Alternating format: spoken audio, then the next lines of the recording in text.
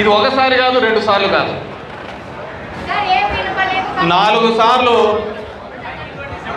దానికి కనపడలేదు అన్నల్లా.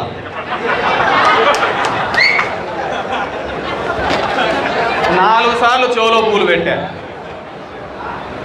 అయినా మనం వింటానే ఉన్నాం, మళ్ళీ ఏడ్చానే పోతాం. అతను చెప్తానే ఉన్నాడు, వింటానే ఉన్నాడు. ఏమంటే చెప్పేటప్పుడు మాత్రం పక్కన మాత్రం మారుతా అంటారు. ఒకసారి ఏమో ఎర్రటవాలు వేసుకొని కమ్యూనిస్టులు వచ్చినారు, ఒకసారి జనసేన వాళ్ళు వచ్చినారు, ఒకసారి బీజేపీ వాళ్ళు వచ్చినారు. మామూలుగా యాడికింద పోయినప్పుడు చెప్పడానికి తోడువించబోతా అంటారు, అట్లా అబద్ధాలు చెప్పడానికి తోడువించబోతాను. ఇది నమ్మకమైన పక్కనోళ్ళు గ్యారంటీ ఏమో అని మనం మోసపోతాం. ప్రతిసారి గ్యారంటీ ఎప్పుడు ఉండదు, అది ఎప్పుడు చీటింగ్ చేస్తూనే ఉన్నాం. మళ్ళీ ఇట్లే ప్రతిపక్షంలో పెడతా అంటాం, మళ్ళీ తిడతా అంటాం. మళ్ళీ 5 ఏళ్ళకి వచ్చారు కల్లా చెవులకు ఏది బాగా ఇంపుగా వినపడతాదో అది ఫ్రీ, ఇది ఫ్రీ, ఇది ఫ్రీ అంటే ఇదేదో బాగుంది కదా. జగన్ రెడ్డి అయితే అకౌంట్లలో వేస్తాడు, ఇతనైతే డైరెక్ట్గా మనకి ఇంక క్యాష్ ఇంటికి తెచ్చిస్తాడు అనే పద్ధతిలో చేసి మళ్ళీ మనం అందరం కూడా భ్రమలో పడ్డాం. మనమందరం అంటే ప్రజలు మోసపోవడం జరిగేది. ప్రజలు ప్రతి సందర్భంలోనూ కూడా మనల్ని ఏదో విధంగా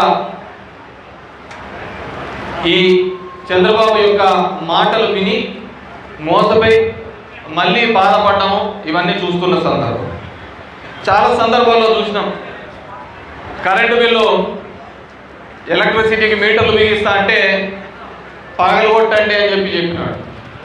మన ఎవరో ఒకరిద్దరు వైలు కొట్టింటే వాళ్ళ మీద కేసులు పెట్టినారు.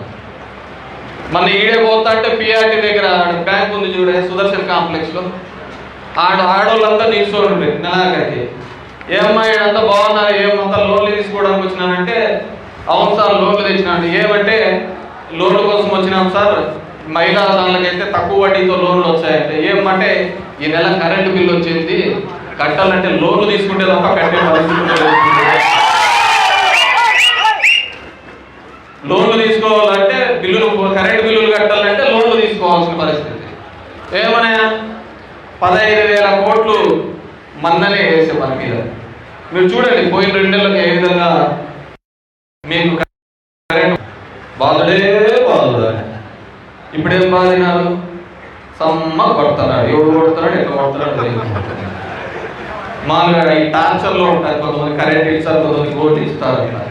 ఇది ఒక రకమైన టార్చర్. మనం ఇంతకుముందు అన్నాడు 20 లక్షల ఉద్యోగాలు ఇచ్చాను. ఊరూరికే మనము సచివాలయాలు పెట్టినాం, వాలంటీర్లను పెట్టి ఊరూరికి మనం ఉద్యోగాలు ఇస్తే ఈయన పాపం బెడ్ షాపులు పెట్టించినాడు. ఊరూరికి బెడ్ షాపులు పెట్టి ఉద్యోగ కల్పన దిశగా ఆ విధంగా 20 లక్షల ఉద్యోగాలకు అడుగులు వేయడం జరిగింది. పాల ప్యాకెట్లు ఎప్పుడొస్తుందో తెలియదు కానీ ఈడ పోయేది బ్రాండీ షాపు, బెడ్ షాప్ మాత్రం 24/7 డోర్ డెలివరీ. మొదట్లో మనం చూసేవాళ్ళం అపోలో మందు షాప్లో ఒకటి 24/7 ఉండేది. అపోలో మందు షాప్లో కొన్ని దానికే మందులు దొరుకుతాయి. కానీ ఈ బెడ్ షాపుల దగ్గర ఉన్న అడ్వాంటేజ్ ఏంటంటే మనకు కష్టం వచ్చినా, సంతోషం వచ్చినా, బాధ వచ్చినా ఇంట్లో పిల్లలకు చెప్పరు. కానీ బ్రాండ్ షాపుల దగ్గర ముందర బాటిల్ పెట్టుకొని చెప్తా కూర్చోట దాని దగ్గర. అవునా లేదా?